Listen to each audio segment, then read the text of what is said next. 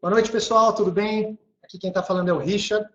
Queria primeiro dar boas-vindas a todos vocês aí. A gente tem aí alguns inscritos, algo em torno de 200 e poucos inscritos para ouvir nosso papo, mas parece que a gente tem expectativa de mais de 1.500 inscritos. Vamos ver se a gente consegue atingir os 1.500 até o final do nosso bate-papo aí.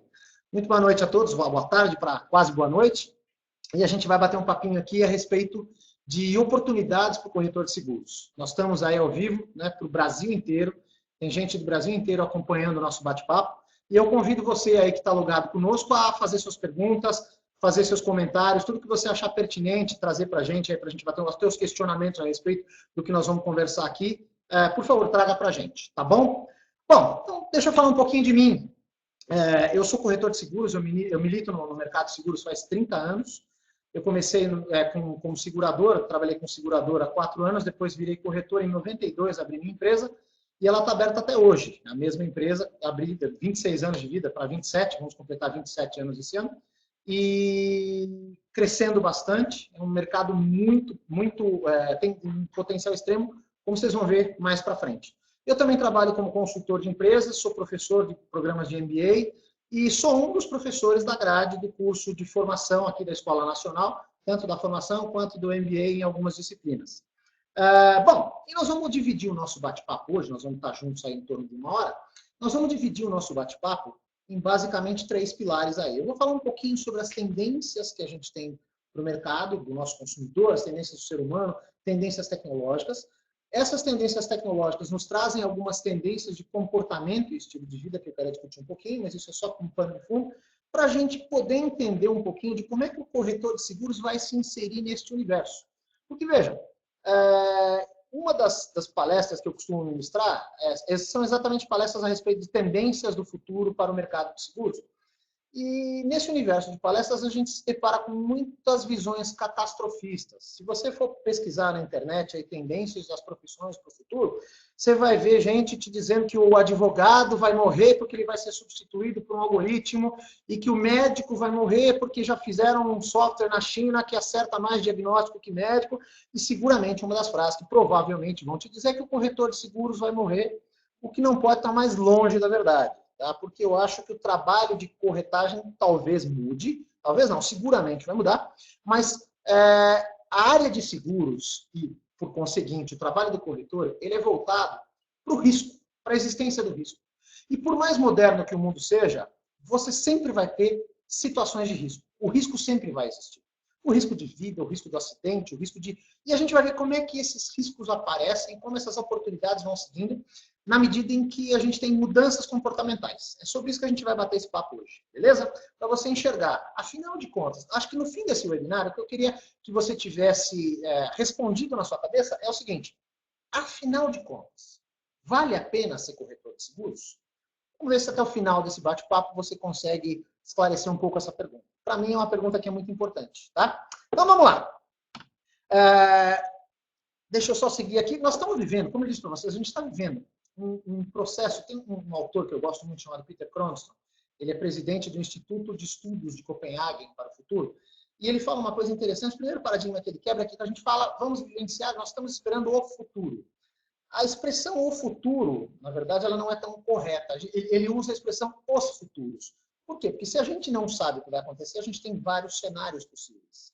Então, ele deslinda, ele quebra essa expressão em os futuros e não o futuro. Veja, o que acontece no futuro, ele normalmente é desenhado por 2 coisas. Vocês estão vendo aí na tela?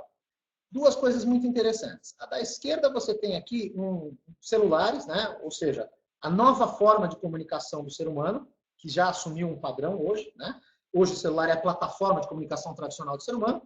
E, por exemplo, um episódio isolado que foram as Torres Gêmeas. Isso aqui eu acho que diz respeito a 2 coisas que são interessantes. Uma são mega tendências, que são coisas que vão acontecendo paulatinamente, gradativamente, a sua adoção vai sendo tomada ao longo do tempo. E o outro são cisnes negros, que, segundo Nicolas Nassim Taleb dizia, são eventos imprevisíveis, são eventos que têm um efeito extremo, tá? E eles causam mudanças extremamente violentas. Um bom exemplo pode-se dizer aí da própria o acidente das Torres Gêmeas. Bom, isso molda o futuro. Se você for parar para pensar em termos de novidades que a gente espera para os próximos 5 ou 10 anos, a gente vai falar muito sobre tendências tecnológicas. Se você digitar no Google tendências, muita gente fala sobre tendências tecnológicas. Eu vou dar algumas tendências que vão ter extremo impacto, não só no mercado de seguros, mas em todos os demais mercados. A gente tem a expressão IoT, que quer dizer Internet of Things, ou seja, Internet das Coisas.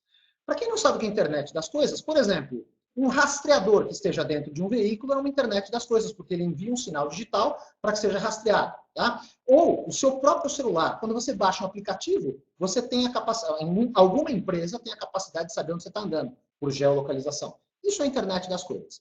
A internet permite que a gente capte dados, e aí vem o Big Data, ou seja, a gente vai ter uma fonte enorme de dados que vão ser analisados de acordo com o que a gente tem de algoritmos de artificial intelligence, ou seja, inteligência artificial, ou machine learning, o que é? Traduzindo? Ou seja, a forma das máquinas aprenderem com essas informações e anteciparem possíveis gostos. Vou dar um exemplo.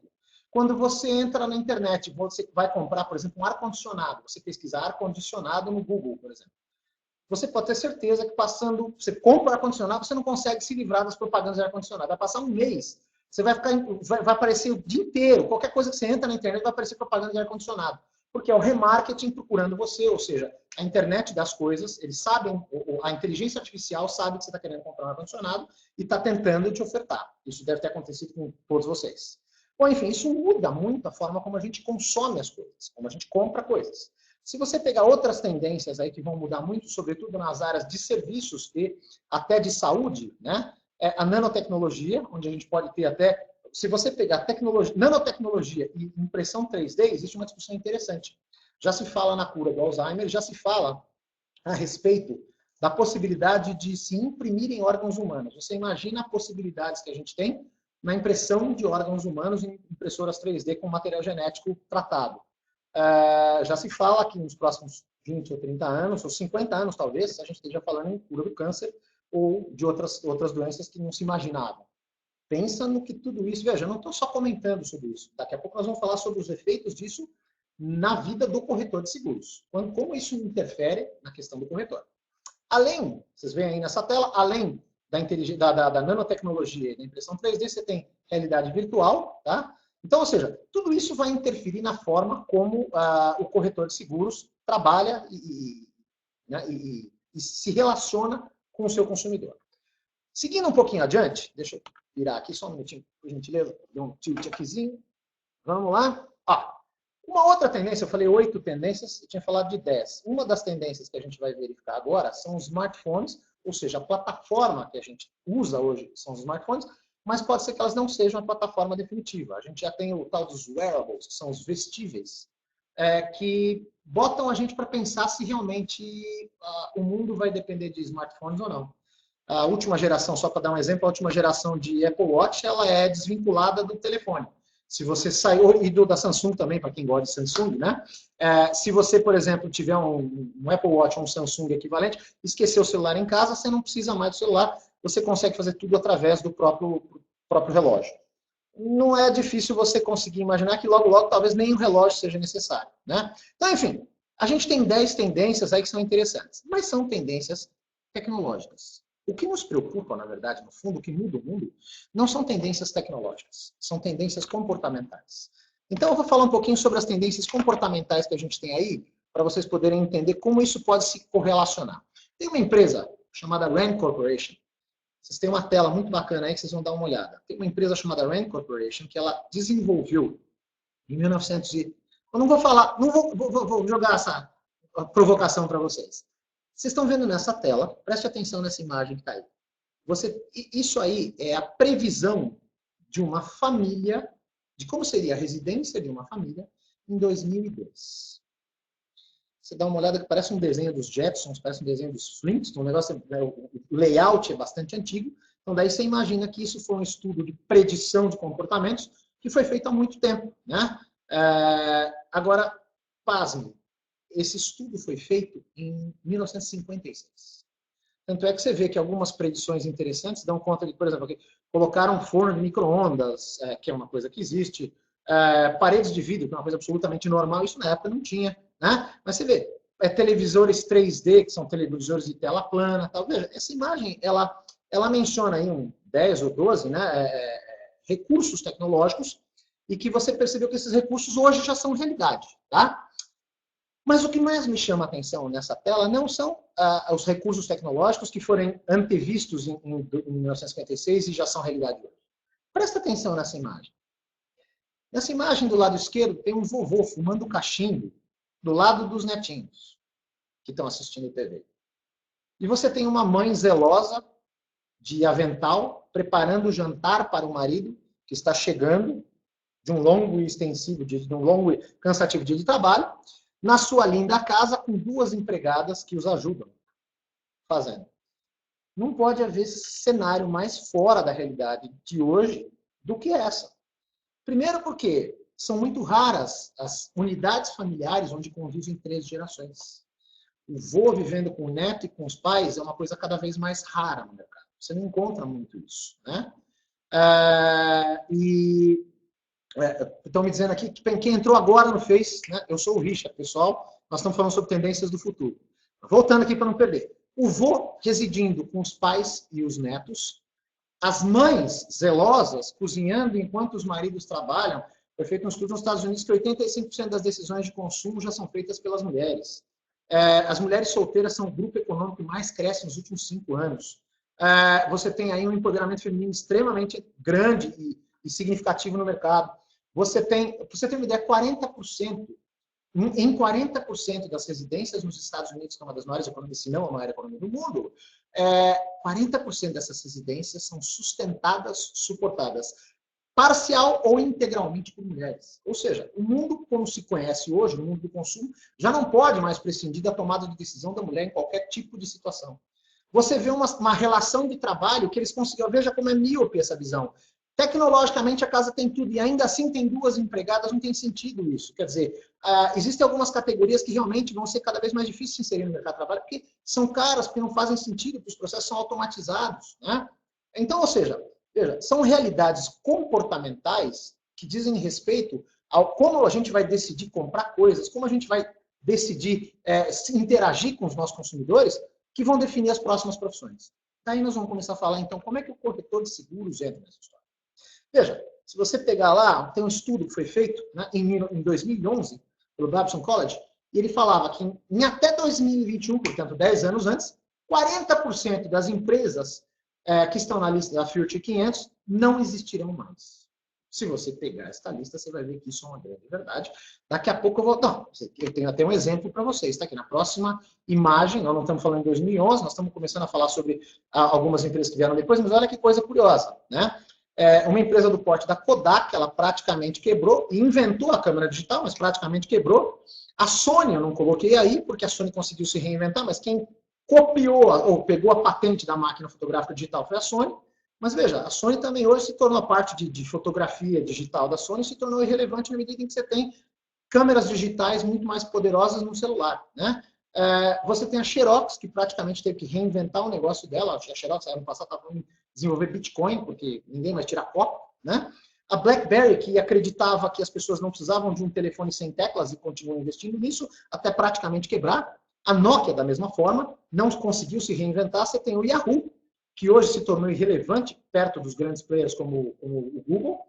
A Fender, olha que interessante, 2 marcas de guitarras icônicas, que são mundiais, são Fender e Gibson, anunciaram recuperação judicial, estão pré-falimentares.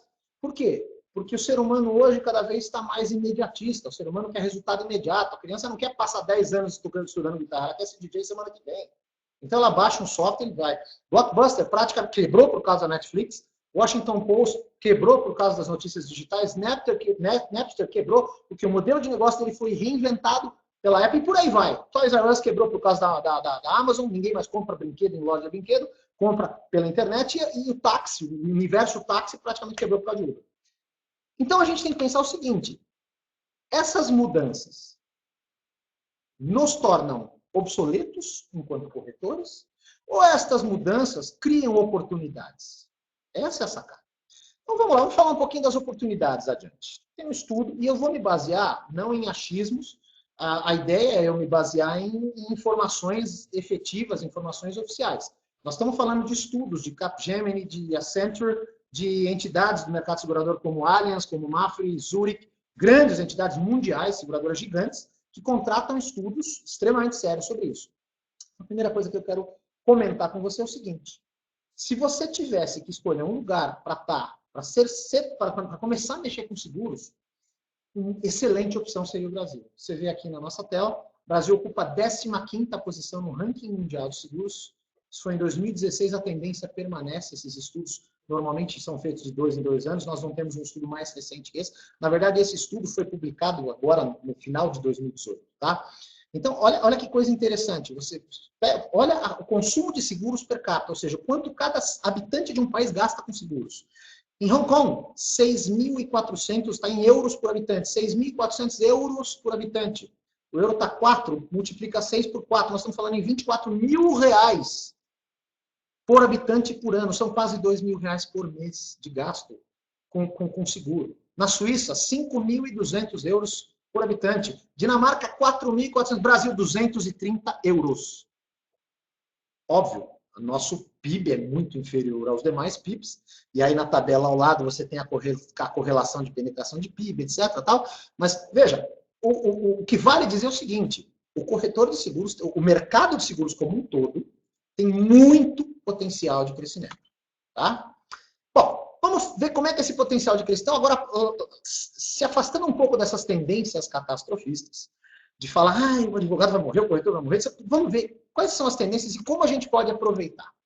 Por exemplo, se você for analisar do ponto de vista de marketing em relação das empresas com os consumidores, as 3 décadas, né, pega aí de 1920 a 1950, nós tivemos a fase onde o produto determinava a relação de uma empresa com o consumidor. Você pega, por exemplo, Coca-Cola, produto. Aí depois, a Coca-Cola se reformulando, ela percebeu que não adiantava o produto. Até tem a famosa briga clássica da Coca com o Pepsi, e aí o que vale, portanto, é a imagem. Mais importante que o produto, o que vale é a imagem. Seguindo um pouco adiante, no período compreendido entre 1990 e 2010, nós temos aí também, né, um período grande onde, ao invés da imagem, o que vale é a experiência proporcionada para o consumidor. Por exemplo, nessa época já começou a se falar, tem um autor chamado Bernd Schmidt, que escreveu um livro chamado Customer Experience Management, ou seja, gestão da experiência. Foi aí que a gente começou a mapear qual a experiência que o consumidor tem conosco. Passado um período, a gente começou a perceber que só proporcionar experiências não era suficiente. Mais do que isso, por exemplo, voltando para a experiência, só para falar de mercado segurador, foi nesta época, entre 90 e 2010, que nasceu a tal da história da assistência 24 horas, onde o fulano tinha um seguro que ele nunca tinha usado, e como é que eu vou saber que um seguro é bom, se eu nunca usei? Aí as seguradoras começaram a proporcionar o que a gente pode apelidar de microsinistros. Ou seja, como é que eu vou saber se o seguro é bom? Chama um eletricista, chama um encanador. Ou seja, você tem um seguro residencial, você não precisa que a tua casa pegue fogo ou seja roubada, para você entender que o seguro é importante e pode te agregar valor, porque ele proporciona uma experiência interessante. Passado um pouco período, a gente começou você pega aí o período compreendido entre 2010, 2000, né, um pouquinho adiante, e nós vamos ter a época do relacionamento. Não basta eu te proporcionar experiências, eu tenho que te proporcionar experiências únicas.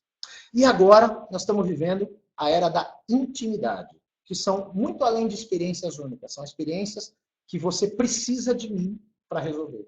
Eu vou passar a resolver problemas de vocês, ou problemas do meu consumidor, que ele sequer sabe que ele tem.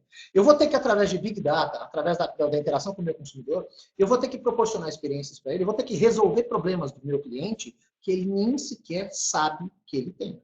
O slogan que a Amazon está usando agora é What you want before you want. Ou seja, o que você quer antes mesmo que você saiba que você quer. Então é isso que está alinhado com o trabalho de um corretor de seguros nos próximos 10 anos. É você começar a entender as necessidades que as pessoas têm e vão ter, e que às vezes elas mesmas não se deram conta disso e precisam de você, corretor de seguros, para poder ajudá-la. Então vamos falar um pouquinho mais. Quer ver? Pega as tendências comportamentais. Bilhões de dólares dos gastos que eram investidos, por exemplo, em luxo, em status, etc., estão migrando para o mercado de saúde. Um dos mercados que mais tem crescido nos últimos anos é o mercado de saúde. E junto com isso, eu tenho um outro cenário. Se eu tenho mais investimento em saúde, eu tenho uma maturidade mais ativa, de onde eu tenho algumas constatações interessantes. Já se diz que, na revista Exame do ano passado, foi publicada uma matéria dando conta de que, no ano passado, não me recordo em que mês, nasceu a primeira criança de uma geração que se espera que toda geração chegue aos 100 anos. Então, veja, quais são os reflexos? Nós temos pessoas que estão nascendo agora que vão viver até 100 anos, de maneira regular. Soma essa informação com uma outra informação. As famílias estão diferentes. As famílias, para você ter uma ideia, 43% das famílias brasileiras são correspondidas por solteiros. Das residências brasileiras são solteiros. Pra você ter uma ideia, esse número na Suécia chega a beirar 50. Né? Então, você tem pessoas cada vez mais escolhendo permanecer solteiras. Aí você tem um fenômeno interessante, por exemplo, vocês estão vendo aí na imagem. Né? Você tinha uma rede gigantesca de lojas de produtos para bebês. Alô Bebê. Perto do meu bairro, acho que umas 4 Alô Bebês quebraram, faliram. Fecharam a loja de produto para bebê. Sabe o que abriu um lugar? Uma Pets. Para vender coleira, para vender almofadinha e osso. Porque as pessoas estão deixando de ter filhos para ter cachorros. Então, ou seja, os modelos sociais, as relações sociais estão mudando. Né? Você tem um baita do empoderamento feminino. E olha que interessante. Quer ver como você soma duas informações e você cria um cenário, um contexto muito interessante? Você pega, por exemplo, o fato das pessoas estarem escolhendo permanecer solteiras, somada ao empoderamento feminino e ao sucesso que a mulher tem obtido nos mercados de trabalho recentemente. Aí você soma isso aqui, foi um estudo feito pelo Instituto de Copenhague, você está vendo aí, olha que interessante. Ele simplesmente fatiou todos os solteiros. Me chama muita atenção, ali no meio, você vai ver duas imagens, tá? Você tem o Mamone, que ele apelidou, é só um apelido que eles deram, e a Prada Desesperada. Então, o que é o Mamone e a Prada Desesperada? Você imagina, então, o pessoal fala da geração neném. Então, você tem um fulano que não estuda, ele não trabalha, ele não fez pós-graduação, ele mora com 45 anos, mora com os pais ainda. E ele está pensando está esperando alguma oportunidade interessante surgir para o mercado de trabalho, para ele entrar no mercado de trabalho. Então, ele está solteiro, morando com os pais com 45 anos de idade. Isso está cada vez mais comum acontecer. E veja, por gentileza, não é nenhum juízo de valor. Tá? Não estou dizendo que é certo ou errado. Quem sou eu para dizer o que é certo e errado, por favor? São escolhas de vida, são opções das pessoas. Então, acho que essas opções têm que ser respeitadas. Mas tem o camarada, você imagina, o Mamone. E aí eu tenho, por outro lado, uma mulher que estudou, fez pós-graduação, fez mestrado, sustentou a família, separou do primeiro casamento, tem filhos, etc. Mas ela é CEO de uma grande empresa, e aí a gente brinca da história do Prada, porque o próprio Peter Cronston, esse conceito não é meu, é do Peter, né? Ele brinca que ela é Prada desesperada, porque ela é extremamente bem-sucedida, ele usa a Prada como um exemplo de bem-sucedida, que ela pode comprar um sapato Christian Louboutin, uma bolsa Prada, e ela resolve sair para beber num bar, tomar um gin tônica e vai conhecer alguém bacana, para bater um papo. E aí ela senta no bar, olha um cara bonitão, fala, vou conversar com esse cara, porque ela não espera mais ele chegar, ela levanta e vai conversar com o cara. E ela descobre que o cara é esse Mamone, que mora com 45 anos na casa dos pais. Tem conversa? Não vai ter conversa. Quer dizer, isso é um cenário comportamental que tem a ver com o nosso trabalho e com o que a gente tem que fazer. Eu tenho que conhecer isso para saber o que eu tenho que ofertar. Então, isso é interessante, a gente estar atento a essas mudanças. Aí você soma mais uma informação que, embora seja nova, era esperada. Nós estamos falando de uma potencial reforma na Previdência faz quase 10 anos. Todo mundo sabe que a conta da Previdência não fecha e que tem que haver uma mudança no regime previdenciário. Então, você veja, vamos começar a somar algumas informações para construir uma oportunidade, para fazer uma análise precisa desse cenário. Eu tenho um novo modelo familiar de pessoas que vão viver até os seus 100 anos, não raro, vão começar profissões novas aos 60. Elas têm um regime previdenciário falido. E elas, por exemplo, como é que vai ser a previdência dessas pessoas? Porque a régua previdenciária, o planejamento financeiro de uma pessoa nesse contexto, ela foi construída para se aposentar com 50, 60, 65 anos, e agora a gente está começando a ver que isso fica cada vez mais complicado. Onde entra, por exemplo, o papel de um corretor de seguros? Será que todo mundo tem consciência desse problema? Será que todo mundo se dá conta de que esse problema tem que ser resolvido agora? Porque planejamento, como diria o Igor Ansoff, planejamento não diz respeito ao momento agora, e sim o que eu faço agora com relação a decisões, ou seja, efeitos futuros de decisões que eu tomo agora. Então, se você está preocupado com a Previdência, tem que tomar cuidado com isso agora. Aí entra o papel do corretor de seguros. Vamos pensar nas oportunidades que a gente tem sobre um consultor financeiro, para falar sobre produtos financeiros, para falar sobre planejamento familiar, se tem filho de um casamento, de outro, etc. Se tem seguros de vida, se são seguros resgatáveis, se não são seguros resgatáveis, se vale a pena fazer seguro resgatável. se ele tem uma previdência familiar, se ele tem uma previdência das crianças, se ele tem um seguro educacional, se a escola dele tem seguro educacional ou não, a escola das crianças, e se ele tem uma previdência complementar, ou se ele, por exemplo, eu fiz um estudo agora e cheguei a uma conclusão de que por conta do meu fator previdenciário, eu comecei a contribuir cedo, eu cheguei a uma conclusão de que o meu fator previdenciário tornou a minha previdência, a minha aposentadoria praticamente inviável. Por exemplo, eu fiz as contas e cheguei a uma conclusão interessante. Eu contribuo pelo máximo do INSS. Não vale a pena. O fator previdenciário me come um valor tão substancial desta minha contribuição que é preferível eu cancelar minha contribuição no INSS pelo valor máximo, passar a contribuir pelo valor mínimo e fazer uma previdência complementar à parte com esse valor da diferença. Por que eu consegui isso? Porque eu estou fazendo um trabalho de consultoria financeira para mim e para os meus clientes. A mesma constatação que eu tive para mim, eu vou começar a procurar toda a minha base de clientes e falar, cara, você contribui pelo máximo? Você já fez a conta do seu fator previdenciário? Será que você não vai perder dinheiro? Esse é o nosso trabalho. Então, você imagina o mercado que um corretor especializado, só para falar do primeiro módulo do curso de formação da Escola Nacional, que é o de vida e previdência, capitalização de vida e previdência, capitalização do produto financeiro. E vida e previdência, você tem aí uma imensa... Você pode, por exemplo, passar o resto da vida só com o primeiro módulo do curso da Escola Nacional sendo consultor financeiro. Aí você vai falar assim, mas será? Gente, presta atenção, uma das maiores empresas de seguros de vida no mundo é a Prudential. O trabalho da Prudential é exatamente isso, visitar as pessoas e fazer aconselhamento financeiro. Para você ter uma ideia, esse modelo é tão vitorioso, tão bem sucedido, que vou pegar um exemplo nacional, a XP Investimentos, que é um monstro, é um modelo de negócio fantástico, resolveu passar a vender seguros. Então, veja, eu não sei se você quer ser corretor de seguros, mas o cara que vende financiamentos na XP quer. Então, veja, se esse cara quer vender seguro, é porque deve ser bom. Antes que eles tomem o mercado, por que não nós, corretores, tomamos e atendemos a essa lá? Né? Então, vamos falar um pouquinho mais sobre tendências comportamentais. Olha lá, eu tenho uma aqui, bom, só para fazer uma pausinha para quem entrou agora. Meu nome é Richard, e nós estamos batendo, eu sou professor aqui da Escola Nacional, sou consultor, corretor há 30 anos, e nós estamos batendo um papo a respeito de tendências comportamentais, tá?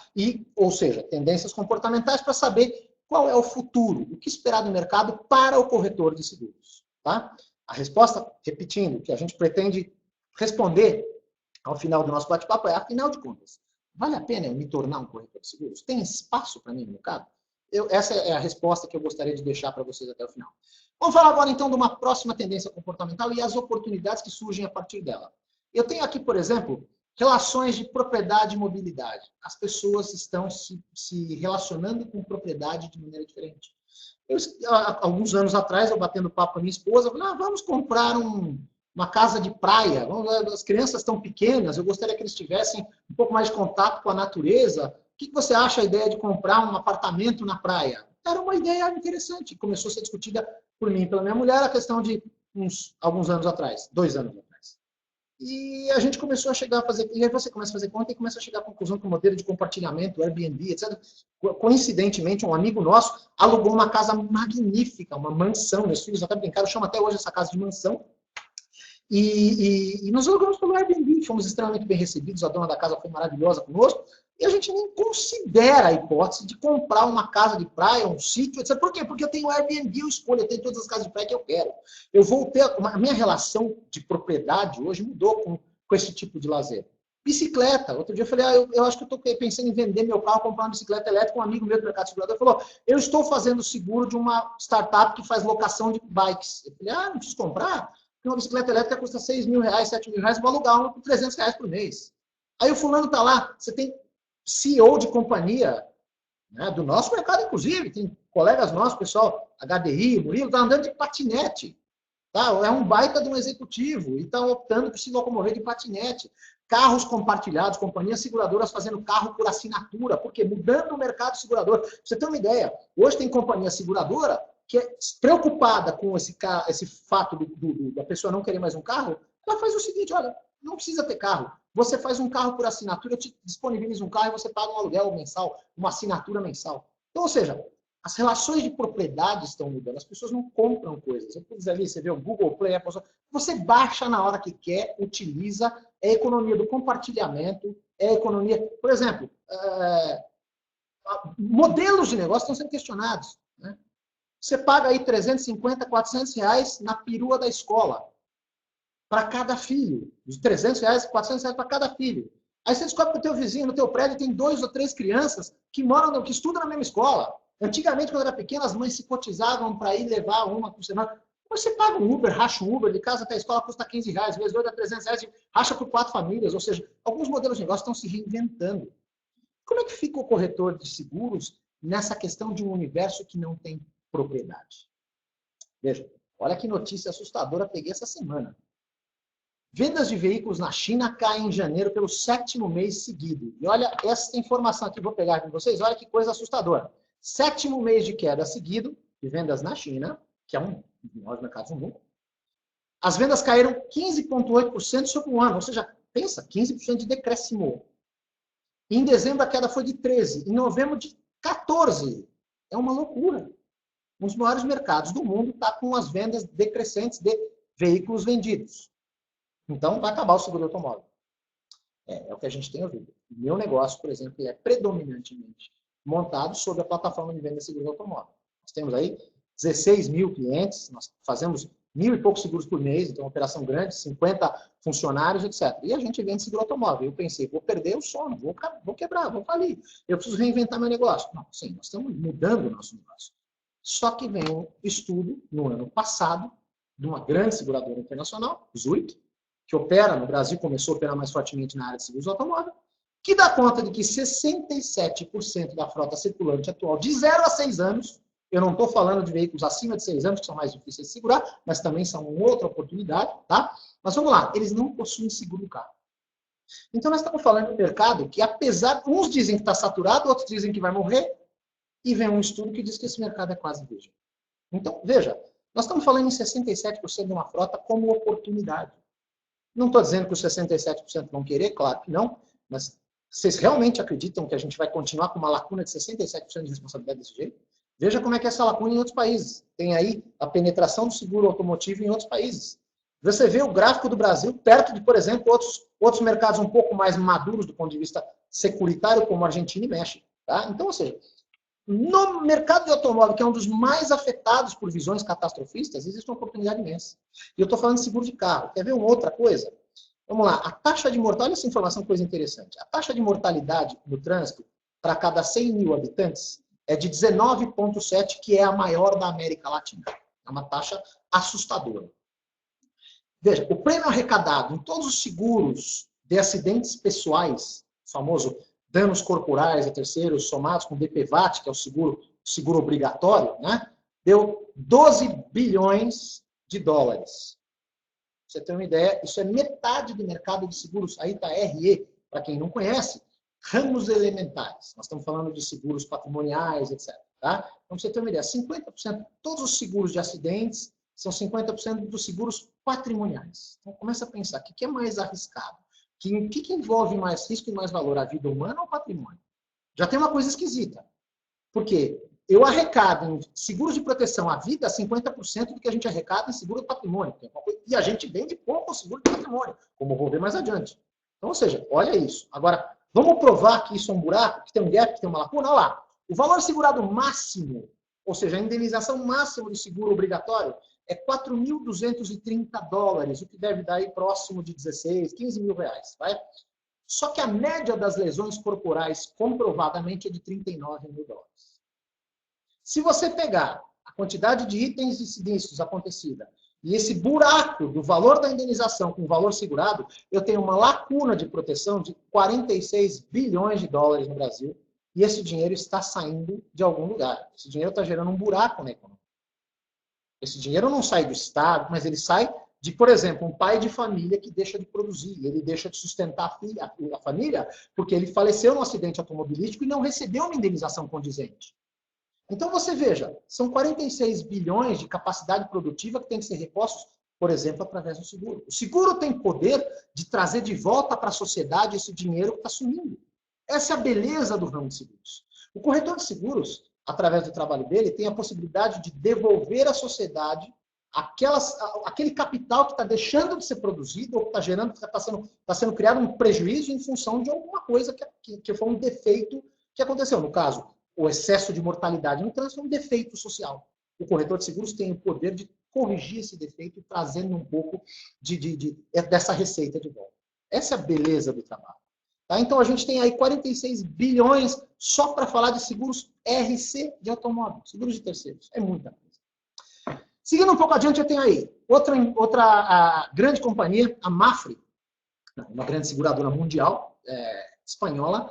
Ela fez um cenário projetado, intitulado Panorama Econômico e Setorial. É um estudo extremamente respeitado, né? A Mapfre é uma entidade extremamente respeitada, e ela percebeu o seguinte: então as tendências do mercado são crescimento global para mercados desenvolvidos, ou seja, os países desenvolvidos, menos de 2%.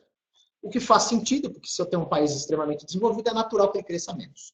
Para os países emergentes, em torno de 4% a 5%. A expectativa de crescimento do PIB com confiança alta e com o novo governo no Brasil em torno de 2,3%. O mercado de seguros vai crescer uns 10%. Então, você veja, nós estamos falando de um mercado, você que está pensando, vou entrar em que mercado? Entre num mercado que vai crescer 5 vezes o que o PIB vai crescer. O Brasil vai crescer, o mercado de seguros vai crescer 5 vezes o que o Brasil vai crescer. E esse é um estudo feito por uma entidade espanhola. Então, ou seja, isso é interessante você começar a observar que a oportunidade é muito grande. Vocês querem ver? Olha lá. Se você pegar esse gráfico, essa tabelinha que foi feita no próprio estudo, eu até recortei e coloquei aqui, eu trouxe para preservar a origem, né? A fonte, que é importante. Veja lá, nos Estados Unidos, eu tenho aí, acima do quadradinho vermelho, tem os Estados Unidos, eu tenho uma previsão de crescimento de 3,8%. No Brasil, 10,7%. Vamos pegar a Alemanha, né? Baita de um país desenvolvido, alemão, faz seguros. Na Alemanha, a previsão de crescimento do mercado para 2020 é 2,8%. Aqui é 11,6%. Se você tinha que escolher um país no mundo para trabalhar com seguros, eu vou te dar uma dica. Vai para a Turquia. A opção é a Turquia. A melhor opção do que o Brasil é a Turquia. Fora a Turquia, se você não quiser ir para a Turquia, fica aqui, que é o melhor lugar do mundo onde você está para fazer seguro. Ok? Então, vamos falar um pouquinho mais. Que oportunidades eu tenho? Esse estudo da Mapfre, ele pontuou um índice chamado IGP, que é um índice global de potencial. E esse índice global de potencial, ele mede o espaço global segurável. Ou seja, eu não meço aquilo que tem de seguros, eu meço aquilo que eu posso vir a fazer. As oportunidades, ou seja, esse é um índice que quantifica matematicamente oportunidade. Especificamente para o mercado de seguros, o Brasil é o 10º país de 96. E brasileiro está acostumado a ter autoestima baixa, vendo os nossos nomes em índices não pouco elogiosos, acidente, corrupção, está em um índice elogioso. Esse índice é bacana. Nós somos o 10º melhor país em termos de potencial segurado. Vamos ver como é que isso se traduz? Por exemplo, todo mundo sabe que existe um gap enorme de infraestrutura. O Brasil possui a 9ª maior economia do mundo, mas a 73ª posição no ranking de infraestrutura. As empresas multinacionais têm problema de vir aqui porque não tem estrada, não tem rodovia, não tem ponte, não tem ferrovia, etc. O que nos traz um grande boom de infraestrutura. Não se faz uma obra pública ou privada sem gastar um caminhão em seguros. Seguros de garantias. Um governo chama uma empreiteira para tocar uma obra. Quem garante que essa empreiteira não vai falir e deixar de entregar esta obra, gerando um déficit no caixa do governo, ou pior ainda, um problema de infraestrutura? Tem um seguro que prevê isso. São seguros de garantias. Você tem riscos de engenharia. A gente ficou aí vendo casos, ou a gente está agora Brumadinho, nós tivemos aí Mariana. Você tem casos de pontes que caíram na época da Copa. Você tem casos, e não é uma coisa exclusiva do Brasil. Na Itália, caiu uma ponte, morreu um monte de gente. A ponte tinha 70 metros. Você tem seguros de riscos de engenharia, ou seja, todas as obras têm seguros. Veja, onde você vê uma obra, tem um seguro sendo contratado.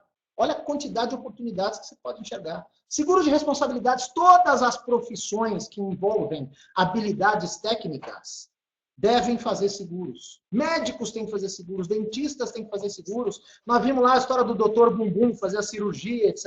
Tal. A gente precisa ter um seguro. E olha que coisa interessante, o seguro regula tanto o mercado que se, por exemplo, um médico não tem capacidade, ele não consegue fazer o seguro. E ele não conseguindo fazer o seguro, eu já tenho uma prova. O fato dele não ter seguro pode ser usado como uma referência de que ele não é um profissional adequado. Por exemplo, grandes obras que deram problemas, talvez não tinham seguro, porque se tivessem seguro, o seguro não teria aceito essa obra. Entendeu? Então, ou seja, veja, olha as oportunidades. Eu vou me tornar corretor. Você tem algum espaço diante de construtoras, empreiteiras, engenheiros, profissionais liberais? Você pode se correlacionar, você pode se especializar nesses campos. Tem corretoras gigantes que só fazem esse tipo de seguro. Tá? E você pode trabalhar nesses segmentos. Veja, 10% das empresas no Brasil têm seguro. 10%. Nós temos 90%. Um potencial enorme. Fora os 6 milhões de microempreendedores individuais que podem fazer seguros profissionais individuais. A gente tem um índice de penetração de seguro residencial de 14%. Gente, vamos arredondar para 15% para ficar fácil a conta? 85% das residências não têm seguros. E te digo mais, as que têm, fizeram embutido no automóvel, está abaixo do que devia. Então, ou seja, é um outro mercado. O senhor fez seguro? Fiz. Estava embutido no automóvel? Estava. Está ruim. Faz um melhor comigo que eu vou fazer direitinho. Ou seja, o trabalho consultivo está sendo extremamente necessário. Só para falar desses últimos 2 mercados. Empresas, fazer seguro de uma empresa, dos riscos de uma empresa, fazer seguros residenciais. É um trabalho consultivo. Veja aqui, no Brasil, as oportunidades. Nós temos gente do Brasil inteiro aqui nesse grupo. Veja lá em que lugar você está. No norte, esse gap é maior. O índice de penetração de seguros residenciais, 3%, gente. 3%, sobrou só 97% do mercado para vocês trabalharem. Tá? Tudo bem, tira aquela parte que não é segurável, que a gente tem, né, especificamente no norte, a gente tem regiões mais ermas, que não tem muito sentido fazer isso, mas outros lugares. Você pega no sul, eu tenho 21%, no sudeste eu tenho 20%, e assim sucessivamente eu tenho muita oportunidade, uma média de 15% no Brasil inteiro. Seguro-saúde, vou dar só 2 informações para você. Segundo projeções do Ministério da Fazenda, o país vai criar, iria criar até o final de 2018, 2,5 milhões de postos de trabalho. O seguro-saúde hoje está sendo usado como referência para retenção de profissionais. Tem muito profissional que recebe proposta de emprego para sair da empresa e não sai por causa do seguro-saúde. Aí você vai falar assim, será que eu viro vendedor de seguro-saúde? Será que eu viro corretor para trabalhar com seguro-saúde? Olha, se você tem interesse, eu não sei, mas a Aon, que é uma das 2 maiores corretoras do mundo, elas ficam brigando entre Aon e Marsh, cada ano é uma, né? Porque elas fazem uma compra grande, a outra faz uma compra grande, elas ficam brigando entre o primeiro lugar. A Aon adquiriu, neste ano passado, a Admix por 12 bilhões de reais. Aí eu te pergunto, a maior corretora de seguros do mundo gastou 12 bilhões de reais para comprar uma corretora especializada em seguro-saúde. Você ainda precisa de algum motivo para passar a vender seguro-saúde? E o mais interessante, sabe aquela empresa pequena do seu vizinho? Sabe o escritório do seu primo? Aí não vai visitar eles. Você tem que visitar eles. Esses caras estão fora do mercado da Aon. Você tem uma ideia? A Aon comprou uma outra empresa de saúde por 12 bilhões. Então você vai falar assim, meu Deus, eu não vou competir com eles. Esses caras vão dominar o mercado. Elas duas juntas têm 8% do mercado de saúde empresarial. Ou seja, você tem, quando terminar o curso de formação, 92% para poder mexer de seguro-saúde. Se nada do que eu falei até agora fosse vantajoso ou interessante, só essa informação já era o suficiente para entrar no mercado. É ou não é? Vamos lá, vamos seguir mais. Cyber risks. Muita gente não sabe o que é isso, muita gente não se deu conta ainda do que é o cyber risks. Riscos cibernéticos, traduzindo, ou seja, os riscos decorrentes de todas aquelas alterações comportamentais das quais eu falei no começo. As pessoas estão com convergência, se falando cada vez mais digitalmente, pela internet, pelo telefone. Ok, veja comigo essas 5 notícias que eu vou passar para você. Pega do lado direito aí da tela, você tem um hacker invade o sistema da Taurus Armas, uma fábrica de armas, e expõe dados de 40 mil clientes. A Netshoes deverá procurar 2 milhões de clientes afetados por vazamento. Detalhe, isso porque ela ainda não está submetida à Lei Geral de Proteção de Dados, que deve entrar em vigor, já está valendo, mas os efeitos dela devem entrar em vigor a partir de 2020. Só para entrar em contato com esses 2 milhões de clientes, a Netshoes deve ter gasto uns 5 milhões de reais. Os hackers invadem a sede da Vale e vazam documentos sobre incidentes de segurança. O Banco Inter é extorquido e dados de clientes são expostos. Teve bancos de criptomoeda na Coreia que fecharam as portas por ataque de hackers. O Brasil é o 7º país com mais cyberataques do mundo. Se a empresa, você pode ter certeza, as empresas do futuro podem até não ter seguro de incêndio, podem até não ter seguro de roubo, mas vão ter que ter um seguro contra um cyberataque. Esse é um outro ramo extremamente importante que vai crescer cada vez mais. Bom, aí você deve estar pensando, mas e aí, eu vou entrar no mercado, você está falando em ser corretor, será que todo mundo vai começar a fazer seguro online? Não está uma moda de fazer seguros online? Tem as insurtechs que estão vendendo seguro pela internet. É uma realidade, isso está começando. Eu mesmo estou vendendo seguros online agora. Por quê? Porque você tem que estar online. Você tem que Você tem que entrar no mercado e falar a língua ou trabalhar no veículo que o teu consumidor espera que você esteja. Mas vamos analisar um pouquinho a fundo, com olhos um pouco mais críticos do mercado online, para você ter uma ideia. Será que a venda de seguros online já está consolidada? Ela tende a se consolidar, mas vamos ver. O custo de comercialização, uma coisa que pouca gente sabe é que o custo de comercialização de seguros online é mais caro do que através dos canais tradicionais. A mão de obra de online, de desenvolvimento, é mais cara. A mão de obra de marketing digital, de captação de clientes é mais cara. Você está vendo aí uma equaçãozinha escrita CAC versus churn? CAC é a sigla que designa custo de aquisição de clientes. Quando você adquire um cliente, tem um custo. Óbvio que se o cliente for indicado, esse custo é baixo. Se você prospectou ele na internet, ele tem um custo mais alto que você teve que gastar para prospectar o cliente. O que é o churn? Churn é o índice de permanência, ou na verdade o contrário, é o índice de desistência do cliente. A empresa não pode ter um churn muito alto, ou seja, eu faço o seguro, mas ele não renova. Eu faço o seguro, mas ele cancela. Então, ou seja, eu gasto X para adquirir um cliente. Vou pegar um exemplo. Eu gasto R$300 para conquistar um cliente. Estou pegando números bem próximos do real, tá? E a receita obtida com esse cliente é de R$300. Então, empatou. Eu zerei. Beleza, mas eu ganhei um cliente. No ano que ele renova, é lucro líquido. Mas e se ele não renovar? Você fica no prejuízo. Você zerou a tua operação. Mas eu gastei uma fortuna em site, em funcionário, em desenvolvimento. Então, não fechou a conta. Enquanto a gente não tem essa equação, e essa equação ainda não está resolvida no mercado digital ainda é um risco. Só quem tem muito capital, muito conhecimento, vai poder entrar nesse mercado. O corretor tradicional, normal, que eu vou dar consultoria, que eu conheço, que eu frequento, ainda não está o momento dele entrar nesse canal digital com a gana que alguns players têm entrado. O corretor ainda é um canal barato. A comissão média de corretagem está em torno de 17 a 18. Agora vem a má notícia, esse número está irreal. Em termos mundiais, isso tende a chegar próximo de 10%, que é um ajuste mundial. Tá? Vai haver uma redução de prêmios dos seguros. Os seguros devem custar mais baratos. Vocês estão vendo uma sopinha de letrinha aí que eu vou traduzir para vocês, tá? Que vai explicar por que o seguro vai baratear. Internet das coisas, seguros usados à base, né, precificados à base de uso, se eu uso pouco, eu pago menos, seguros por assinatura, seguros por telemetria e geolocalização, por exemplo, em vez de eu fazer um seguro, eu ponho um rastreador.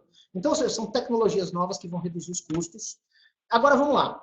O mercado de seguros deve seguir o caminho online. 35%, se peguei esse número, eu peguei aí no último estudo que foi feito no mercado online, 35% dos itens de vestuário são comprados na internet, ingressos, 27%, livros, 27%, celulares, 24%, eletroeletrônicos, 24% dos artigos para casa e 22% dos remédios ou produtos de saúde são comprados pela internet. Em seguros, você pode ter certeza que alguns mercados vão se consolidar mais rápido, sobretudo seguros que podem ser comprados com um clique ou pouca informação. Seguros viagem, prévia de viagem, pacotes residenciais fechados, seguros de automóvel básicos ou rastreadores e o seguro de vida individual simplificado, aquele pacotinho, quanto você quer, 100 mil, pô. Aí, provavelmente, esse mercado vai para a internet. O que não quer dizer que ele não possa ir para a internet com o seu site. Você entrar no mercado, fazer um site ou fazer um marketplace e ofertar esse produto através de um outro site. Agora, esse consumidor, veja, ele é onipresente, ele está em qualquer lugar, ele sabe tudo. Não ache que o teu mercado, como corretor, vai explicar para um cliente o que ele é, que é franquia. Você não precisa de você, ele vai no Google e descobre, mas ele quer o seguinte, tem algumas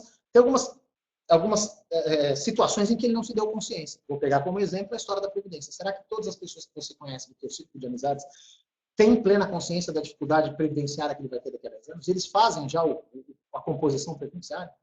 Entendeu? Será que todas as pessoas que você conhece têm seguros empresariais, residenciais, etc? Será que todos os advogados que você conhece têm seguro profissional? Todos os dentistas, médicos que você conhece têm seguro profissional? São oportunidades incríveis que a gente tem, tá?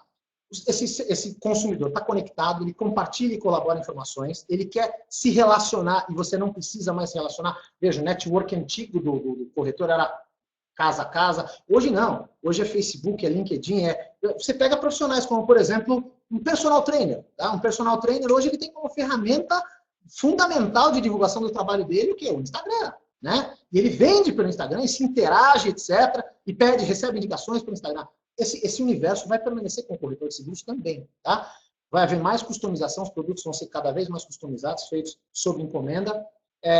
A gente tem um ser humano que vai viver bastante, até os 100 anos, em média, daqui a uns 30 anos, né, ou mais.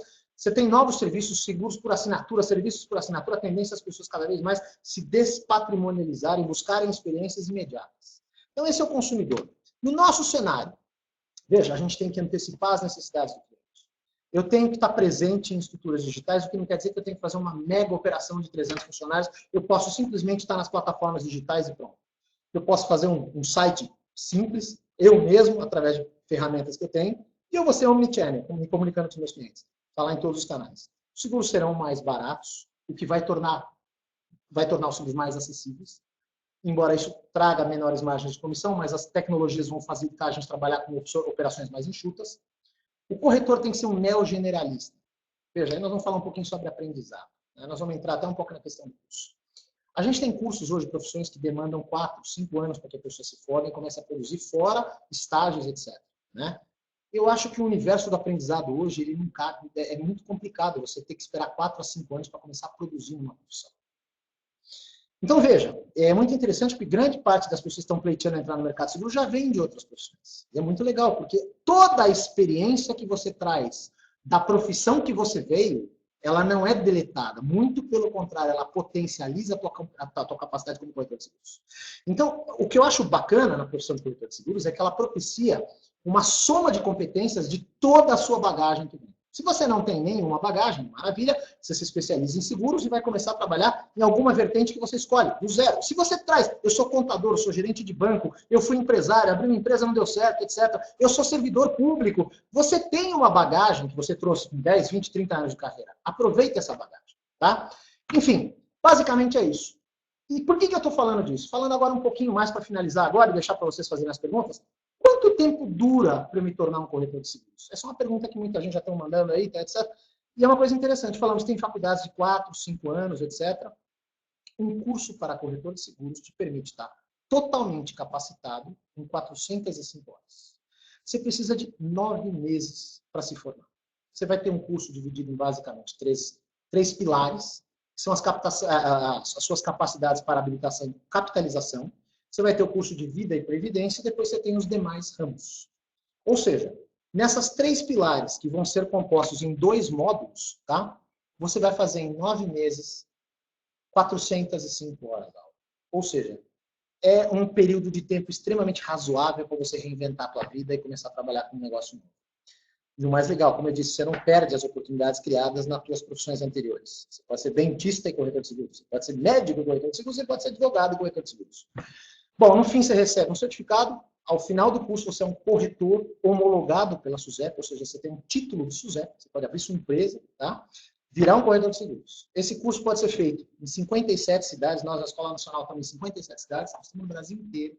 Você não tem desculpa para dizer que não dá para fazer esse curso, porque você tem aulas de segunda a sexta-feira. Não posso de manhã, faz à noite. Não posso à noite, faz de manhã. Não posso de manhã à noite, faz final de semana. Esse curso se encaixa na tua agenda, porque a gente sabe que as pessoas são ocupadas, tá? Então, ou seja, a grande sacada são várias oportunidades. Você pode capitalizar, pensa, em 9 meses você pode capitalizar todo o teu conhecimento em uma vertente nova e você já viu as oportunidades que estão para aparecer aí. Enfim, eu sou corretor de seguros há 26 anos, trabalho não só como corretor, mas como consultor, professor para futuros corretores de seguros e consultor de corretores que militam atualmente. E dentro da minha experiência de 30 anos, eu te falo, eu estou ansioso para ver os próximos tempos. Não sei se eu vou viver, não, tempo devo viver, mas estou ansioso para ver como é que vai ser esse mercado, vai ser muito bacana, tá? Espero vocês nesse mercado nos próximos 30 anos, na verdade, eu espero vocês nos próximos 9 meses, tá? Bom, queria agradecer vocês, eu estou finalizando agora, 53 minutos. Se você quiser ser corretor, falta informação importante. Ok, como eu faço? Simples, sercorretor.com.br. Sercorretor.com.br, você vai poder fazer sua inscrição, pegar todas as informações necessárias. Se você tiver algum questionamento, eu vou abrir agora, a gente tem mais aí uns 5 minutinhos, 6 minutinhos. Se vocês tiverem alguma pergunta, eu tenho algumas aqui, ó. Cadê o Ricardo Oliveira? Vamos lá, vamos pegar aqui o primeiro Jefferson. Corretor de seguros não vai morrer, só vai se aprimorar na exigência de qualificação. Concordo. Eu acho que não é uma pergunta, é uma afirmação, Jefferson, e eu parabenizo, você está correto. Né? Ricardo Oliveira, após as cotações online, qual a próxima tendência em tecnologia para o corretor se aproximar dos clientes? Dados. Seja obcecado por dados. Hoje, para fazer um seguro de automóvel, eu preciso de 30 dados. Daqui a pouco, eu já tenho conversado com presidentes de companhia que já estão me dizendo que se eu puser a placa, o chassi do carro, eu já tenho todos os dados necessários. Então, tenha dados. Tá? Fonte de dados é a principal vertente hoje. Quanto ganha um corretor de seguros? Boa, vamos lá. Você tem uma remuneração baseada por comissões. Suas comissões variam de produto para produto. E agora, é uma resposta muito difícil de dar, por quê? Porque as suas comissões podem variar desde 10%, que é o menor comissionamento possível, talvez 5% numa apólice de seguros saúde muito grande, etc. Uma apólice de saúde empresarial 5%. Mas você tem ramos de seguro saúde que permitem carregar a comissão, por exemplo, até 40%. Então, você imagina um prêmio, vamos falar um seguro simples, tá? Respondendo uma pergunta bem objetivamente. O seu vizinho tem um carro para fazer o seguro. O seguro vai custar R$2.000, a comissão é 20%. Você vai conseguir de 20% a 15%. Nós estamos falando aí 15% de R$2.000, você vai ganhar uns R$300 nesse seguro. Você tem os seus custos, mas faz a conta do quanto você consegue aí, tá? Seguros de vida também tem comissões muito boas. Enfim. Você contribui para o INSS, aqui, Alessandra, você contribui para o INSS conforme a sua renda ou receita. Cadê? Eu não vou sumir aqui. Não se caracteriza sonegação, fraude. Veja, eu sou empresário, eu tenho o poder de determinar a minha contribuição para o INSS. Se você é funcionário, empregado, você não tem essa discricionariedade, evidente. Faltou, muito obrigado por você ter comentado. Isso aí é uma questão discricionária para mim, ok? Vamos lá, o que mais? Com essa mudança na Previdência, vai piorar aqui, o PHR Portela. Com essa mudança na Previdência, vai piorar a nossa aposentadoria? Sim, com certeza absoluta. Essa é uma verdade absoluta, uma verdade que não tem questionamento. E digo mais, com a mudança na aposentadoria, provavelmente pessoas que têm um padrão de vida de mediano para cima não vão conseguir sobreviver ou manter o padrão se não tiverem uma solução previdenciária paralela. Isso é certeza absoluta. Um corretor especializado em previdência é fundamental. Pergunta maravilhosa do HTC Correia. Aos 60 anos, é viável iniciar uma carreira de corretor de seguros? Espetacular. Eu tenho 50 e virei consultora há 3, 4. Estou dando aula faz pouco tempo. Eu estou começando a me reinventar. Minha empresa de consultoria eu acabei de abrir no ano passado. Veja, aos 60 anos as pessoas vão começar a decidir profissões novas. Nós estamos falando de um ser humano que vai ter qualidade de vida, que vai jogar tênis com 75 e vai viver até os 85 com qualidade de vida. Agora, você que perguntou se aos 60 vale a pena começar uma carreira de corretor de seguros, eu posso estar enganado, mas eu lembro de algum lugar que eu li que o Roberto Marinho abriu a Globo aos 59. Se eu não me engano, Roberto Marinho tinha 59 anos quando abriu a Rede Globo. Então, acho que eu respondi a pergunta. Mas vamos lá, tem 58 anos, estou começando, vou crescer no mínimo 1000%, quero abrir 1000 pontos até dezembro. Olha lá, essa é a resposta, tá ali, ó. Essa é a agressividade que a gente espera. Posso ser corretor só de automóveis? Pode, claro. Você pode ser corretor só de vida, só de RC, só de automóvel, ou de todos ao mesmo tempo. Você decide a sua estratégia, você decide o teu tempo.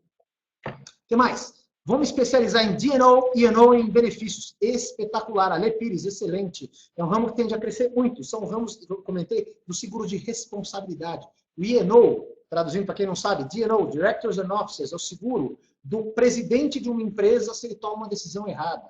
O E&O é um seguro de erros e omissões, ou seja, imagine um produto, tá? Um produto que pode causar um prejuízo a alguém. Vou dar um exemplo. Um celular que, carregando na bateria, explode no ouvido de uma pessoa, de um usuário, como notícias que a gente já viu. Tem um seguro que protege isso, chamado E&O. É o produto de RC Produto. Até o E&O tem um RC Produto também, né? Para não falar besteira aqui. Vamos lá. Sou corretor de seguros de vida e previdência e gostaria de adicionar na minha SUSEP seguro de automóveis. É possível? É, né? É possível, sem dúvida. Você faz o módulo que falta e você faz um upgrade aí, podendo incluir no teu portfólio outros produtos para você operar. Vamos lá. Planos de saúde. Pede para ele comentar sobre a área de planos de saúde. A área de planos de saúde é um mercado que ele ainda está bastante empolvorosa, porque as próprias seguradoras ainda estão assustadas. Para você ter uma ideia, eu vou falar um pouquinho de plano de saúde, para você ter uma ideia da preocupação. O mercado de seguro-saúde nos Estados Unidos é um mercado em colapso. Tá? Os últimos 3 presidentes nos Estados Unidos fizeram toneladas de pataquada com relação a seguro-saúde, e até agora nem os Estados Unidos resolveram a questão de seguro-saúde. Pra você ter uma ideia, o mercado está tão colapsado que 2 entidades, 2 organizações estão começando a mexer com seguro-saúde e tentando criar um healthcare, um plano de seguro-saúde lá nos Estados Unidos, que são a Amazon e a Berkshire Hathaway, que é a empresa do Warren Buffett, o maior gênio das finanças do mundo.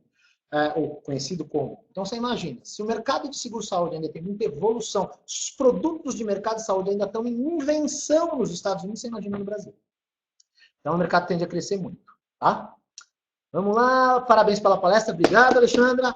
Excelente conteúdo, bacana, vamos lá. Próximo, me formei no curso, entrei e consegui o número de SUSEP. Show de bola, parabéns, galera. Olha lá.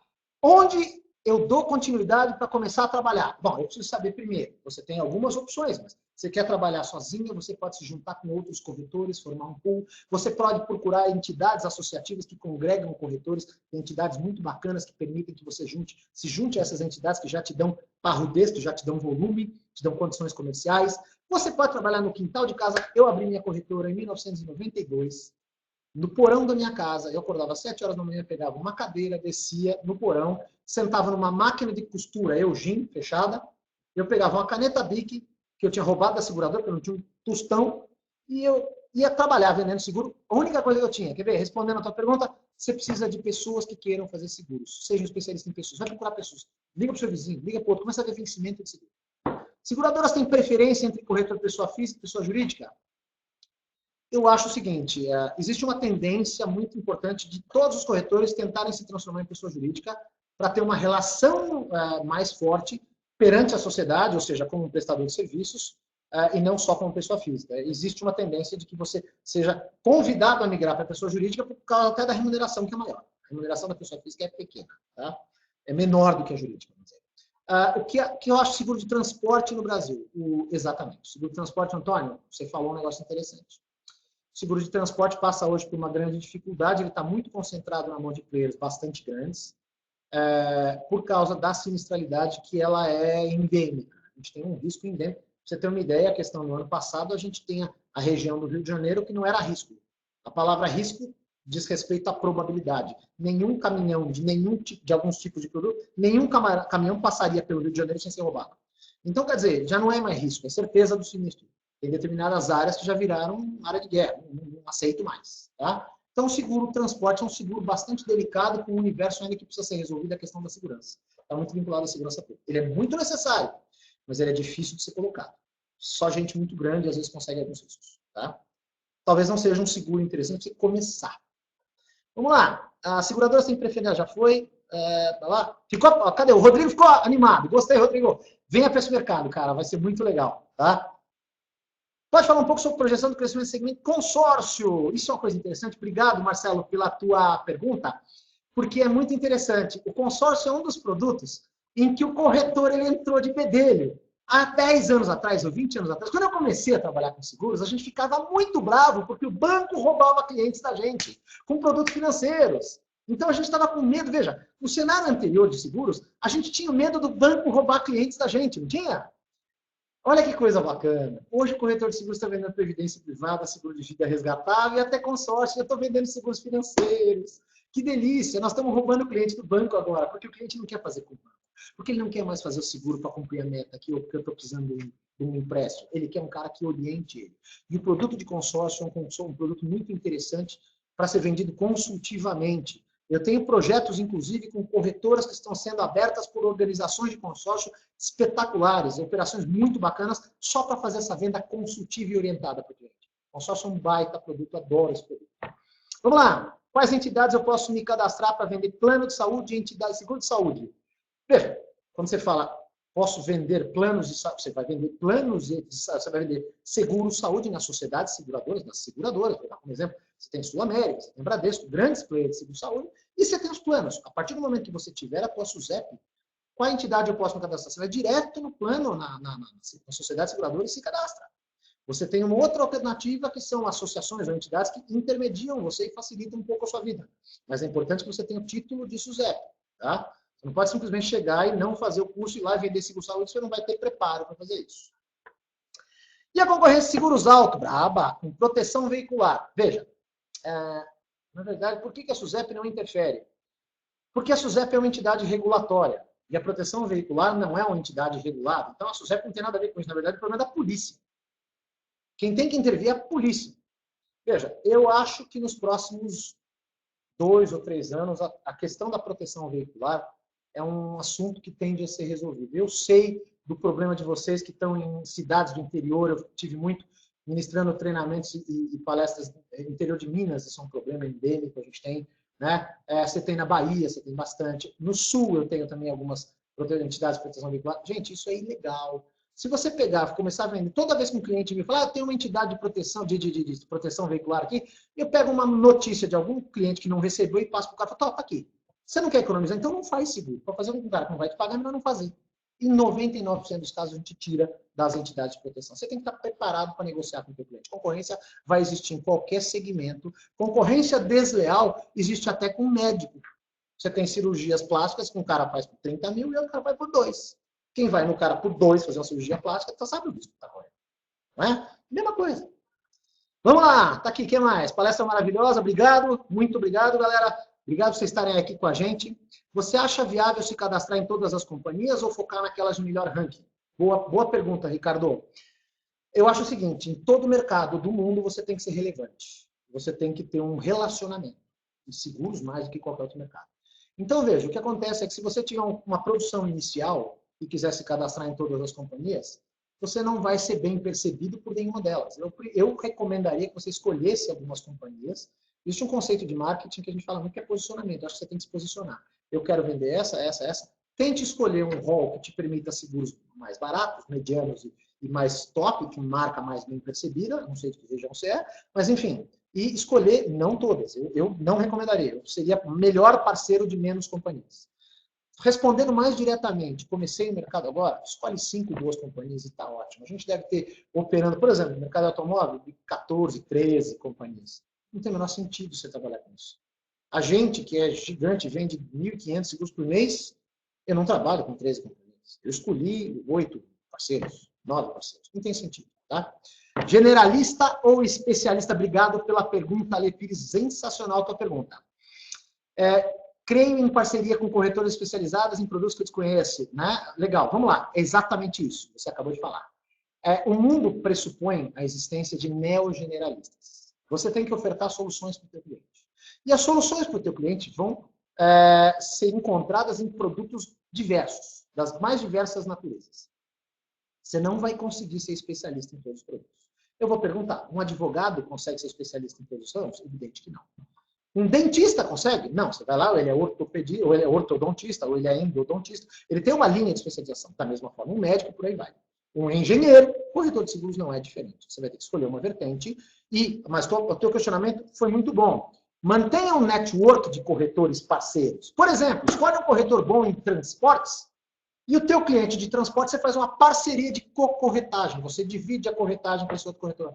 Aí você tem um outro corretor especializado em seguros, que nem o colega aí que falou. O colega falou, eu vou ser especialista em D&O. Você tem um cara que está abrindo uma empresa que está fazendo um D&O. Ele é executivo de uma grande companhia que precisa fazer um D&O. Você indica para ele e fala, vamos fazer uma parceria? Eu vou dar um exemplo. Eu tenho um cliente agora que está com um risco muito grande de cyber risk, seguros de riscos cibernéticos, que é um seguro embrionário, está começando agora. Eu não vou começar a estudar seguro de riscos cibernéticos agora. Não tem sentido, porque eu não tenho nem escala para isso. Pode ser que eu venha a estudar. Eu fui procurar no meu network um colega que está especializado nisso faz 4, 5 anos. Ele é o papa de seguros cibernéticos. E eu falei, Cláudio, me ajuda? Vamos entrar nesse cliente como parceiro? Apresentei o Cláudio para o meu cliente. Falei, olha, ele é um especialista, esse veja, não tem problema nenhum em ser especialista. Até mostra como você é um bom profissional que está focado nas necessidades do teu cliente. Eu tenho um outro corretor que trabalha em parceria comigo, eu não consigo te atender, mas ele consegue e eu referendo ele. Cláudio, segue o papo, conversa com ele. E na comissão, que eu não sei quanto vai ser, se vai ser 10, 5, 20, etc., um pouco, mas é dividida. É um papo reto, conversando, Cláudio, que você fechar, a gente divide. O seguro não será cobrado mais caro por isso, claro que não. O preço é o preço, tá? Mas o que vier de comissão, a gente vai fazer uma parceria. Essas parcerias tendem a cada vez crescer no mercado de seguros. Tá? Vamos lá! Como faço para ter consultoria com você? Quero abrir minha corretora em julho. Bom, então vamos lá. Primeira coisa é a seguinte, antes de fazer minha consultoria comigo, faz o curso de corretagem. Tá? Primeiro fazer o curso, Escola Nacional. Se você já tiver feito o curso, porque veja, vamos lá, se você não fez o curso ainda, nem adianta fazer a consultoria comigo, porque você primeiro tem muito para aprender na Escola Nacional. Vem ter aula comigo, eu vou dar aula para você aqui. Tá? Então vamos lá, mas se você já tem, eu tenho uma consultoria, chama-se quemaisconsultoria.com.br. Tá? Minha empresa de consultoria para corretores já cadastrados, já com SUSEP, já homologados, é a QMais Consultoria, a letra Q, mais por extenso, quemaisconsultoria.com.br. Manda um e-mail para mim lá que a gente conversa sobre as suas dificuldades. Vamos lá! Hoje, o número de informações que temos que absorver pelas tratativas financeiras de cada ramo e cada seguradora. Essa profissão nos exige muita atualização, sim. Provavelmente você não vai parar de estudar nunca na sua vida, assim como um médico, um dentista, um advogado. Nenhuma profissão. Toda profissão tem que se atualizar constantemente. Qual a melhor maneira do corretor de seguros se atualizar, a meu ver? Vou dar um exemplo para você. A Escola Nacional, ela tem o braço de cursos de formação e ela tem o braço de cursos de especialização. Você tem vários cursos, se você entrar no site aqui da Escola Nacional, você vai ver, tem vários cursos de RC, responsabilidade. Eu quero conhecer você vem e faz um curso específico por um tempo menor, você tem várias vertentes. A Escola Nacional hoje é a única entidade formadora do segmento de seguros.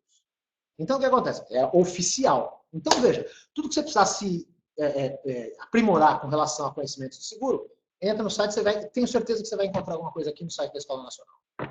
Qual a sua sugestão para quem está iniciando o mercado de seguros? Além de todas as que eu falei faz uma hora, vamos ver.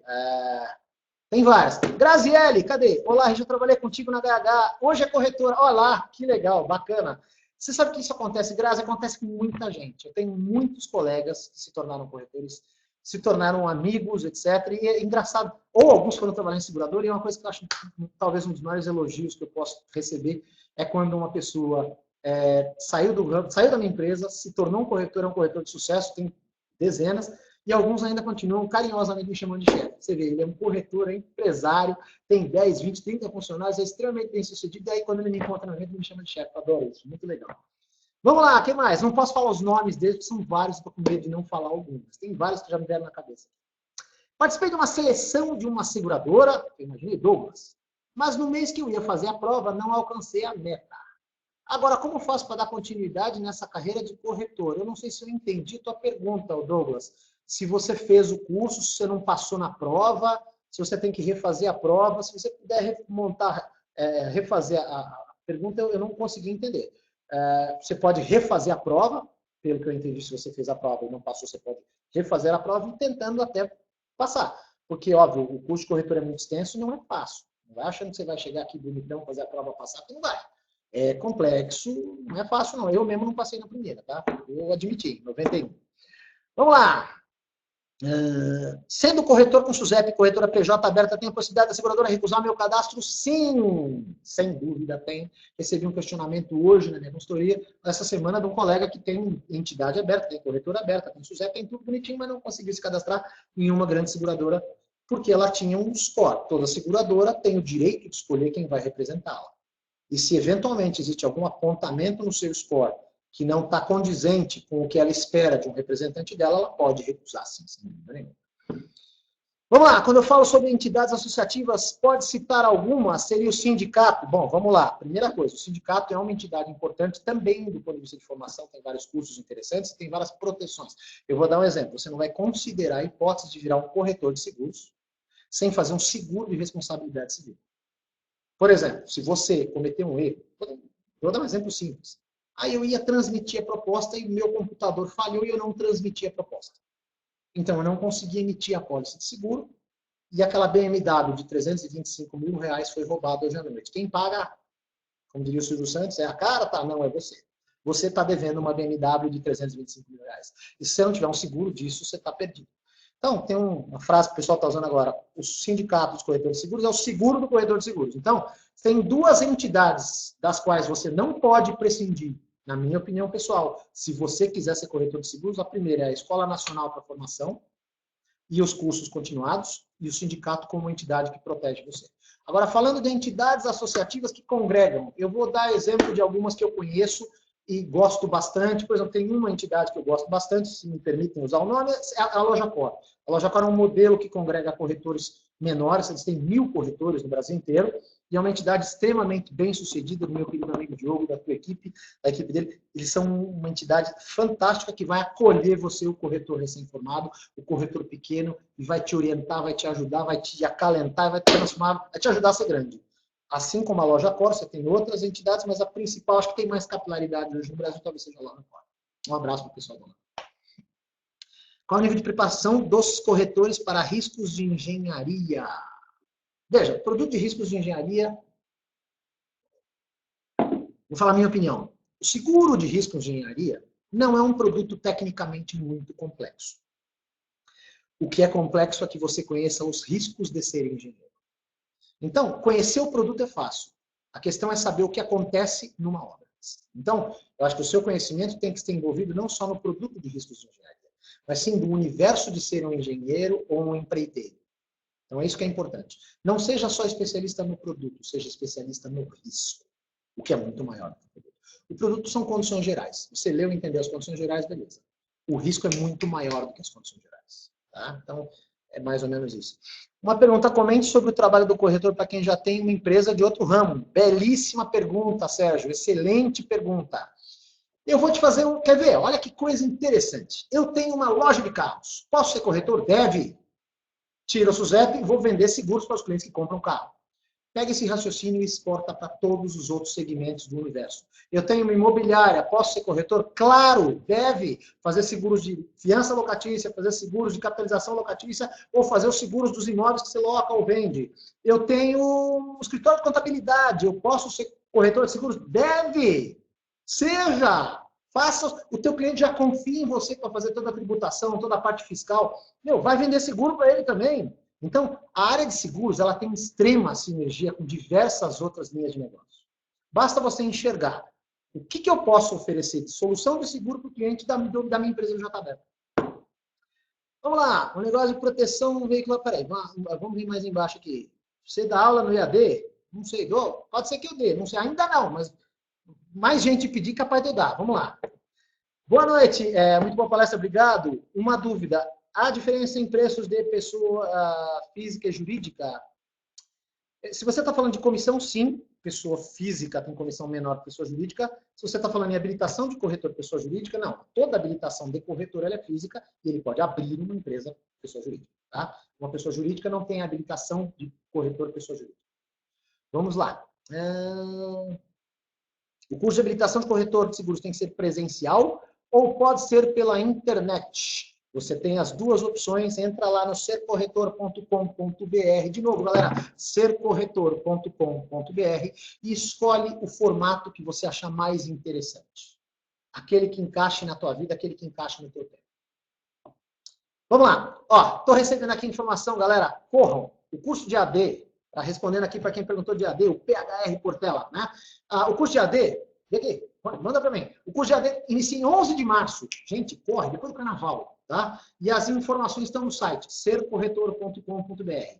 As inscrições abrem agora no começo de março. Começo de março, para quem não sabe, é sexta que vem, dia 1º de março, que todo mundo já vai trabalhar meia boca, porque é sexta-feira antes do carnaval, já vai, aproveita, tá todo mundo moscando, já entra no site sercorretor.com.br e faz a inscrição. Vamos lá!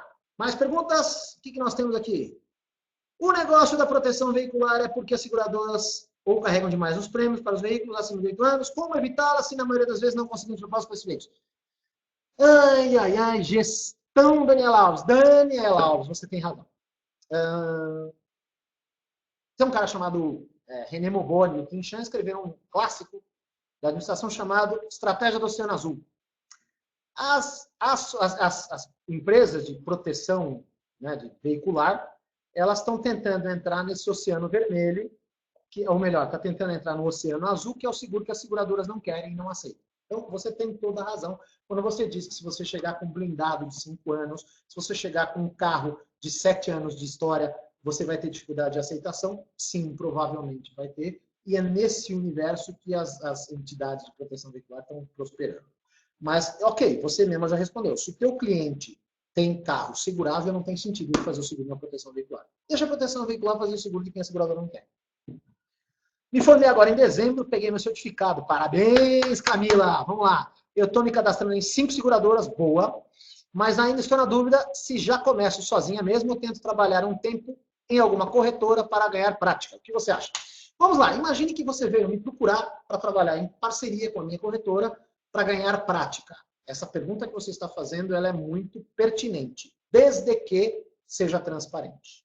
Se você for procurar trabalhar em uma corretora, a primeira coisa que você tem que fazer é deixar claro: oi, eu tenho SUSEP, tenho a intenção de ser corretora e eu quero pegar prática. O que é muito interessante. Eu, por exemplo, não veria objeção nenhuma em que alguém quisesse fazer isso. Porque você seria, por exemplo, cadastrado na minha empresa como uma produtora externa. Eu vou dar condições para você trabalhar em parceria conosco. Você tendo o SUSEP, você é habilitada. Não queira, você não pode ser produtor, sair vendendo para uma corretora se não tiver habilitação, tá, pessoal? Não acha que você vai só fazer parceria com alguma corretora e sair vendendo, que não rola. Você tem que ter habilitação da Escola Nacional. Tendo habilitação, você falou, já se formei, quer trabalhar? Procura um corretor na sua região, não sei onde você está, fala, olha, posso trabalhar com um produtor, explorar minha carteira, mas usar sua estrutura, eu não queria contratar uma secretária. Pra você ter uma ideia, eu tenho produtores que estão comigo, descarregando a produção particular deles há 22 anos. A empresa tem 26. Faz 22 anos tem gente que ainda está comigo, está lá, é parceiro de negócios, ganha salários astronômicos, tem produtor meu ganhando 19 mil reais por mês, 18 mil reais por mês. Então, respondi a tua pergunta. Pode ser bem interessante, mas uma condição, papo reto, seja honesta. Não vai falar, não, eu não quero, eu quero só... E não vai achar que o seguro que você fizer nessa corretora será seu. Alguns podem ser seus. Não vai tentar tirar seguro da carteira do corretor que você vai comprar uma briga grande. Vamos lá! Sua opinião sobre o mercado de leads, Wilson? Boa pergunta. Você perguntou para o cara certo na hora certa. Nós estamos reiniciando na minha empresa uma operação com uma das maiores líderes mundial de produção de leads.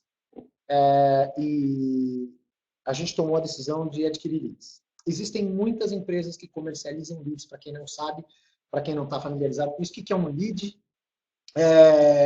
Lead é uma indicação, é um cara que entra na internet em algum site desses de captação, e aí esse site vende essa indicação para uma empresa tentar vender seguros. Né? Nós estamos adquirindo leads, tá? A gente paga, para você ter uma ideia, uma lead hoje, que é um nome, um telefone, que às vezes está errado, custa 15 reais. Você comprou 100 nomes, você vai ter aí 150 reais, não, 500 reais? Né? 100, não, 1.500 reais de investimento. Então, moral da história, veja, você tem que estar com um bom portfólio de produtos, tem que estar um belo cadastro, você tem que ter uma operação muito parruda para começar a pensar em adquirir leads. Não vai achar que você vai comprar lead, tendo cadastro com 3 ou 4 companhias, pessoa física, comissão de 20%, não vai dar certo. Você não faça isso. Vai vender para o seu vizinho. Aliás, falando em lead, para quem está pensando em comprar lead, vou responder claramente. Compro leads? A resposta é simples. Você já fez seguro de absolutamente todos os seres vivos que você conhece? Segunda pergunta, você já chegou no limite de seres vivos que você consegue conhecer? O dia que você responder sim para essas duas perguntas, aí você vai comprar lead. Tá? Se todos os seus vizinhos, você mora em prédio, 26 andares, 2 por andar, 52 apartamentos. O dia que os 52 apartamentos estiverem com você segurados, aí você compra lead. Antes disso, vai visitar o vizinho. Precisa mais barato. Vamos lá. Não localizei o seu site. Seria quemaisconsultoria.com.br. E se este site não estiver no ar, eu vou matar o Leandro, que é o meu desenvolvedor. Preciso ver, eu falei com ele. Vamos lá, anota aí, não é o Leandro aqui da Escola Nacional, é outro. Leandro, se você está assistindo, olha lá, quemaisconsultoria.com.br. Na verdade, ele não deve estar no Google, mas se você digitar no browser, vai entrar, tá?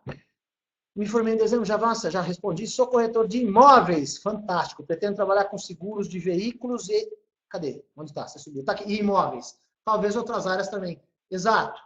Danilo, tem muita sinergia para a atividade de corretor de imóveis com a atividade de corretor de seguros. Sim, sem dúvida nenhuma. Trabalhei em uma multinacional como executiva, hoje estou aposentada, e vou fazer o curso de corretor. Tá certa, manda bala, olha, começando, se reinventando, a Niedia, se reinventando, respondendo para quem perguntou, lá se começar com 50, 60 anos eu posso. Manda bala, começa. Né? Vamos lá, do Face, o que você está falando? Tem pergunta do Face aí? Cadê? Vamos lá, a Niedia é do Face? É isso? Bacana, maravilha. Tem mais gente do Face? Tá aqui, Thaís Costa. Richard, foi muito bom estar com vocês também. Parabéns pela maneira clara e disponibilidade. Todas as aulas aqui na Escola Nacional são assim. Vem aqui, papo reto. Os professores são bons pra caramba. Tem uns que eu sou fã de carteirinha. Você vai gostar bastante. Vamos lá. Proteção veicular não tem volta. Walter Medeia, filho. O que não tem volta, Walter, é o carro que não vai ser indenizado pela proteção veicular. Eu discordo de você.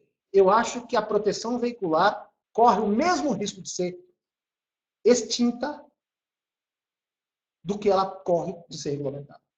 Por exemplo, faz algum sentido alguém fazer uma proteção veicular o dia que as seguradoras que têm verba constituída, limite técnico e nota técnica da SUSEP, se o dia que as seguradoras quiserem fazer os mesmos seguros que são protegidos pelas assistências veiculares, as proteções veiculares, por preços semelhantes, as proteções veiculares deixam de ter sentido. Agora, tem uma coisa que eu quero que você pense que faz você pensar. Você está achando, você está apostando que a proteção veicular tende a seguir? Eu vou falar um número para você entender como é que funciona. Existe um índice chamado índice combinado. O que é o índice combinado? São as 3 variáveis que determinam um mercado de seguros. Uma delas é o que se paga de comissão, outra delas é a despesa administrativa, que é aluguel, funcionários, etc. E a outra é o sinistro, o que eu tenho de sinistro. Você sabia que o índice combinado médio das companhias seguradoras, com todo o know-how que eles têm, é próximo de 100? Ou seja, de cada R$100 que eu recebo, eu pago 95, pago 92, sobra 8.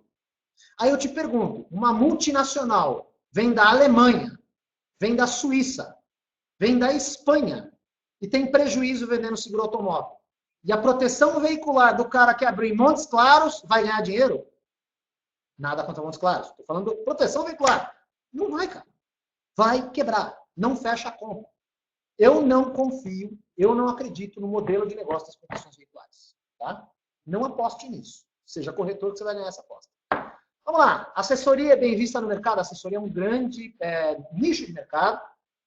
A gente tem a Aconseg, aqui em São Paulo, que é presidido pelo meu amigo Marco Antônio, e eles fazem um trabalho excepcional de justamente assessorar. Veja, a assessoria ela não é necessariamente uma intermediária entre o corretor e a seguradora. Ela presta um serviço para o segurador. Ao invés do segurador contratar e construir uma estrutura gigante para atender uma capilaridade de corretores, ela utiliza os serviços desta assessoria para promover essa relação. Então, o modelo de assessoria ele não é um modelo de intermediação que tende a morrer. Ele é um modelo que tende a se consolidar em determinados mercados, dependendo da decisão estratégica da companhia. O que vai acontecer é que há companhias que querem trabalhar com assessorias e outras não, que vão criar braços de relacionamento. Mas a assessoria, sim, é bem vista no mercado, sim. E eu mesmo te digo que alguns produtos, eu sou grande, 30 anos de mercado, 50 funcionários, 30 milhões de prêmio ano, e trabalho com assessorias em alguns segmentos. Até pouco tempo atrás eu trabalhava, minha relação com algumas companhias era via assessoria. Até hoje eu trabalho na área de saúde, mediante o apoio de uma assessoria que nos atende muito bem nessa passagem. Então eu gosto do trabalho das assessorias, sim. Vamos lá, estou assistindo no celular, o vídeo está falhando.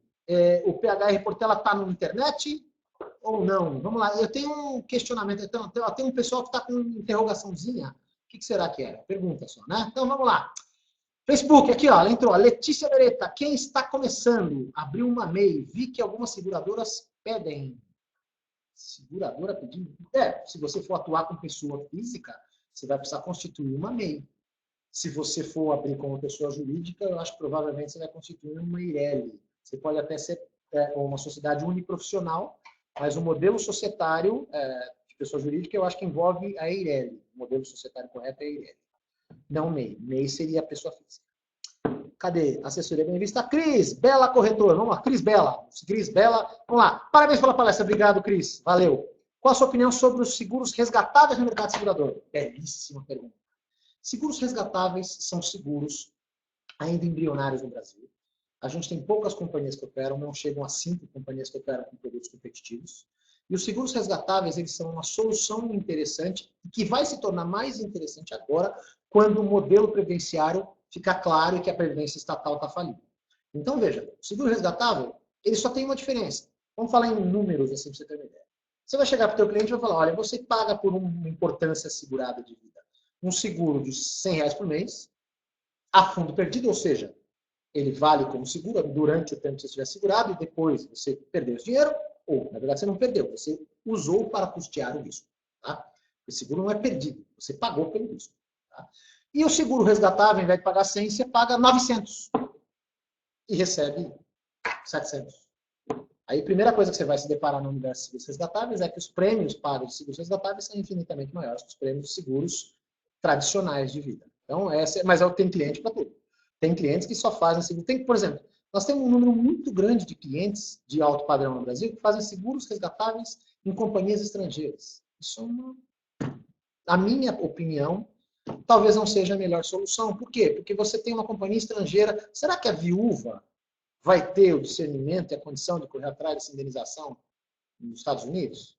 Não sei, eu acho que tem soluções no Brasil mais interessantes. Está em um bom mercado, consultoria para seguros de vida e, dentre eles, seguros resgatáveis. Sou corretora de plano de saúde, mas ainda sem SUSEP. A Priscila, entrego produção numa corretora com SUSEP. Bom, bacana, legal, ótimo. Vou fazer a prova e abrir minha corretora em julho. Parabéns. Me interessei pelo seu cursos de vendas, foco em seguros. Já posso fazer para aumentar minhas vendas? Você já é corretora, já tirou o SUSEP, já é homologado pela Escola Nacional. Beleza, então agora vem comigo. Entra no quemaisconsultoria.com.br e a gente conversa lá, manda um e-mail para mim e a gente bate um papo. Quem quiser me achar, pessoal, no final eu vou deixar meu nome aqui, nós estamos conversando, eu vou deixar essa tela, tá meu nome aí. Eu vou deixar enquanto a gente conversa meu nome, vai ficar fácil se anotar, porque não é complicado, né? Mas aí o bom desse nome é o seguinte, também não tem homônimo. Se você digitar isso no Google, vai entrar nas minhas redes sociais, tem Facebook, tem LinkedIn, tem YouTube, tem um canal no YouTube que eu tenho bacana, que tem um monte de respostas, tá? Sobre técnicas de venda, como lidar com funcionários, etc. Tem um monte de coisa. Então, pega meu nome, anota aí, tá, etc. E aproveita que já estamos acabando, eu vou ler minha última pergunta e a gente vai encerrar. Beleza, pessoal? Então, vamos lá. Cadê? Eu vou pegar aqui, tem duas, vai, rapidinho. O Mr. Simplifica, gostei, cara, do seu codinome. Me especializei em marketing digital e agora vou fazer o curso de corretor de seguros. Vocês acreditam nesse mercado? Tem muito potencial. Sim, faça. Excelente. Tem ótimos profissionais de marketing digital para seguros e a tendência é o mercado de seguros crescer com marketing digital. Faça isso. Muito boa essa dica, tá? Muito boa essa ideia. E o último aqui para terminar, o Rafael Feres. Vamos lá, pesquisei bastante e encontrei diversas informações de que não é permitido abrir MEI para a entidade de corretor, a atividade de corretor de seguros. Provavelmente você não pode, como eu disse, você não pode abrir uma MEI para ser pessoa jurídica, você tem que abrir uma EIRELI.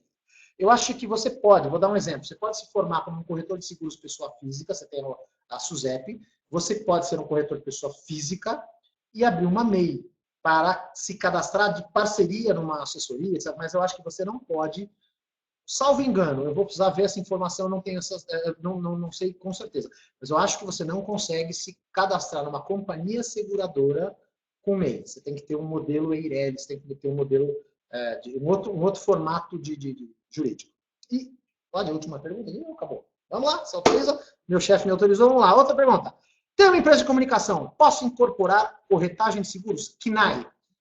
Não sou a pessoa habilitada para te responder. Acho que não. Não tenho mesmo KNAI. Tanto é que eu sou consultor de empresas, dou aula, dou treinamento, e eu sou corretor de seguros e as minhas empresas são diferentes. Então, quero crer que não. Você tem que ter duas empresas diferentes. Tem que ter uma corretora de seguros e tem que ter a sua empresa de comunicação, tá? Mas é melhor você confirmar com o seu contador. Bom, gente, estou encerrando aqui. Muito obrigado a vocês do Facebook, obrigado a vocês que entraram aí no nosso link. Se vocês forem aqui fazer o curso, pelo menos acho que provavelmente em São Paulo vocês vão ter aula comigo, né? Então, espero ver alguns de vocês aí. Se vocês vierem para a aula aqui no curso, pelo menos em São Paulo, talvez no Rio, não sei. Vamos ver. Aí a gente vai se ver pessoalmente em sala de aula. Muito obrigado a vocês e até a próxima, galera. Sucesso para vocês todos.